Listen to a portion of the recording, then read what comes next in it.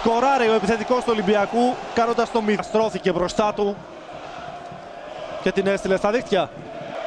Αφού πρώτα νικήθηκε από τον Κατσίκα από τα 11. Εδώ ξανά η φάση. Σε δεύτερο. Ακούμε τον Βασίλη Κωνσταντόπουλο. Ήταν η τέταρτη φορά. Πέντρα του Ροντινέη. Ο Πάλμα με την προβολή σημαδεύει το ρουζιόν του Ιδοκάρη και ο... με εξουδετερωμένο τερματοφύλακα δημιουργεί. Εδώ ο Πάλμα έφτασε πολύ κοντά. Πειραιώτες δεν τα κατάφερε, αλλά η ομάδα του. Son 8'lik yakaladı. Fenerbahçe forması altında. Gollerini atmaya devam ediyor. Savunmanın ayağının içiyle gönderiyor En-Nesyri.